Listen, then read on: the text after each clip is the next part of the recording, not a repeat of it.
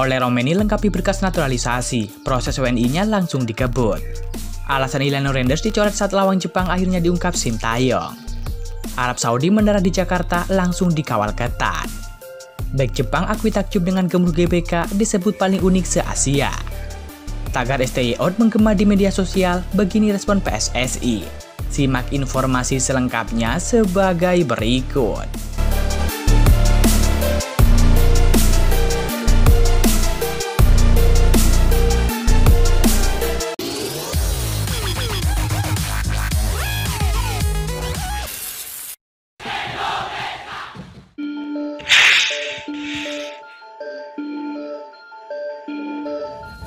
Timnas Arab Saudi yang akan menghadapi Timnas Indonesia pada pertandingan kualifikasi Piala Dunia 2026 sudah tiba di Jakarta.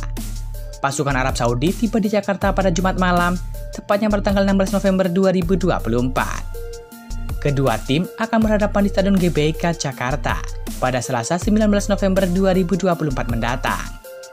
Rombongan tim sepak bola dari negeri Timur Tengah ini tiba di Terminal 3 Bandara Soekarno-Hatta tepat pada jam 20.40 waktu Indonesia Barat.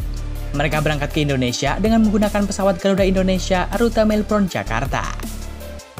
Pemain-pemain Arab Saudi yang terlihat ikut melakukan perjalanan ke tanah air adalah mereka yang tampil melawan tim Australia.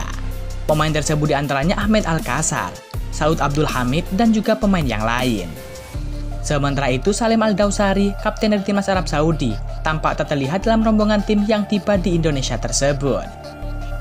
Kedatangan rombongan tim sepak bola ini disambut oleh pihak Kedutaan Besar Arab Saudi untuk Indonesia dan juga pengawalan ketat aparat TNI Polri setempat.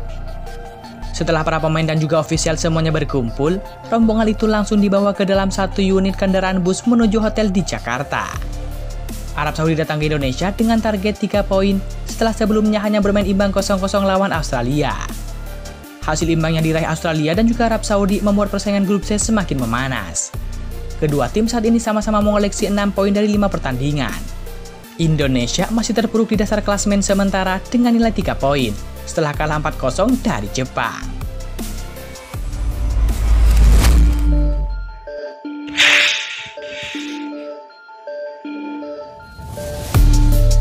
Pelatih skuad Garuda yakni Sintayong akhirnya buka suara setelah mencoret Eleanor Renders dari skuad jelang melawan Jepang. Kata Sintayong, Eleanor Renders masih belum cukup untuk membela timnas Indonesia bertanding melawan Jepang. Ini bukan pertama kalinya Eleanor Renders dicoret Sintayong. Sebelumnya, pelatih asal Korea Selatan itu tidak memasukkan namanya saat timnas Indonesia melawan Cina pada laga keempat grup C kualifikasi Piala Dunia 2026. Saat itu, Eleanor Renders dicoret bersama dengan Hoki Caraka dan juga Muhammad Ferrari. Pencoretan Eleanor Renders saat itu karena masalah strategi dan juga taktik. Hingga akhirnya timnas Indonesia kalah telak dengan skor 2-0 atas Cina. Eleanor Renders kembali mendapatkan panggilan dari Sintayong untuk menghadapi Jepang dan juga Arab Saudi. Nah, jelang pertandingan melawan Jepang, Eleanor Renders lagi-lagi dicoret Sintayong. Sintayong tidak hanya mencoret Eleanor Renders, ia juga tidak memasukkan Ramadan Sananta, Ivar Jenner, dan Yance Sayuri. Untuk Ivar Jenner absen karena harus menjalani hukuman akumulasi kartu kuning. Untuk Eleanor Renders tidak masuk ke tim karena tidak baik untuk masuk ke skuad, kata Sintayong kepada awak media. Tidak dijelaskan secara detail maksud kata tidak baik seperti yang diutarakan oleh Sintayong. Diduga kualitas dari pemain asal klub PSV Zwolle itu masih bisa belum bersaing di timnas Indonesia. Eleanor Renders tampaknya sangat berat untuk mendapatkan porsi bermain di timnas Indonesia. Apalagi ia bermain di posisi bek kanan dan juga gelandang tengah. Di posisi bek kanan, ia harus bersaing dengan Kevin Dix, Sandy Wells, dan juga Yakob Sayuri. Di gelandang, ia harus bersaing dengan Tom Haye, Nathan Jawon, Marcelino Ferdinand, Ricky Kambuaya, dan Eki Maulana Fikri. Sementara itu, skuad Garuda kalah telak dari Jepang dengan skor 4-0 usai Eleanor Renders dicoret.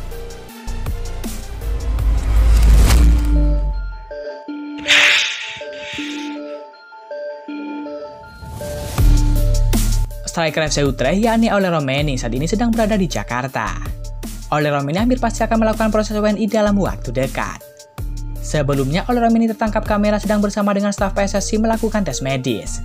Diduga ia akan segera menjalani proses naturalisasi.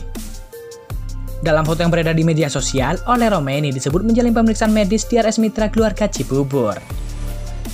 RS Mitra Keluarga merupakan partner PSSI untuk kebutuhan medis. Para pemain timnas Indonesia yang cedera ataupun tes medis pemain keturunan biasanya memang dilakukan di rumah sakit tersebut. Adapun tes medis merupakan salah satu rangkaian awal buat pemain sebelum proses naturalisasinya dimulai. Tentu kesehatan pemain harus dipastikan sebelum diberikan ke warga negara Indonesia untuk memperkuat skuad Garuda. Anggota Skop PSSI yakni Aris Sinulinga belum memberikan responnya terhadap hal ini ketika ditanya di forum wartawan. Seperti yang sudah-sudah, pengumuman pemain keturunan baru akan selalu dilakukan oleh Ketum PSSI Erick Thohir lewat akun media sosialnya. Sebelumnya, Ole Romeni juga sudah pernah mengakui bahwa dirinya menjalin komunikasi dengan PSSI tentang kemungkinan membela timnas Indonesia. Dalam podcast di Belanda, ia juga mengaku tertarik memperkuat skuad Garuda. Jika Ole memang benar dinaturalisasi, timnas Indonesia akhirnya bakal punya striker yang bisa diandalkan. Pemain 24 tahun itu sudah reguler menjadi pemain utama di tim sejak musim 2018-2019. Ketika itu, Ole Romeni masih menjadi bagian edisi Nijmegen di Liga 2 Belanda. Sepanjang karirnya, Ole Romeni mencetak 33 gol yang dicetaknya di berbagai kompetisi, dari Liga 2 hingga Liga 1 Belanda. Kini Ole Romeni memperkuat FC Utrecht sejak 2023-2024, alias menjalani musim keduanya bersama dengan klub tersebut. Namun Ole Romeni belum begitu banyak menyumbangkan gol selama di FC Utrecht. Dari 26 penampilan sejak musim lalu, Ole Romeni baru mencatatkan 3 gol di Eredivisie. Dengan beberapa fakta di atas, bisa dipastikan Ole Romeni akan proses WNI dalam waktu dekat. Para fans Garuda tinggal menunggu waktu saja.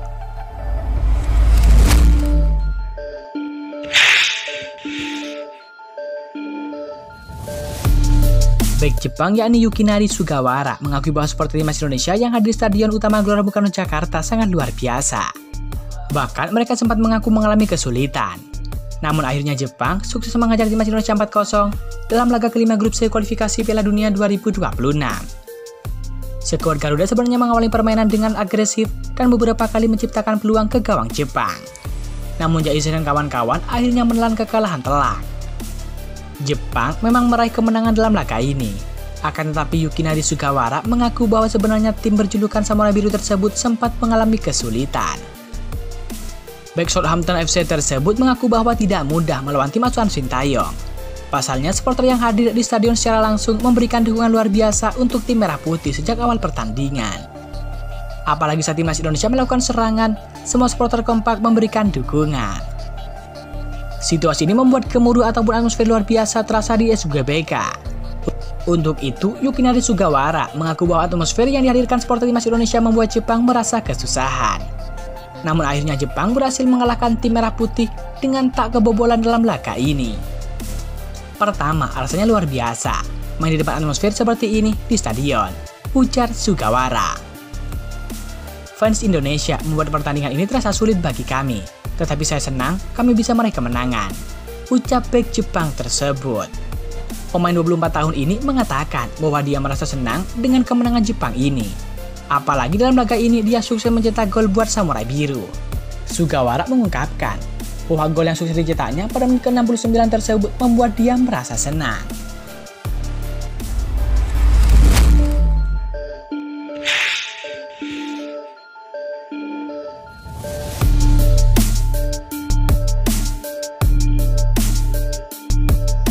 Warga Indonesia ramai menyuruhkan Sintayong dipecat atau mundur lewat tanda pagar STYO di media sosial.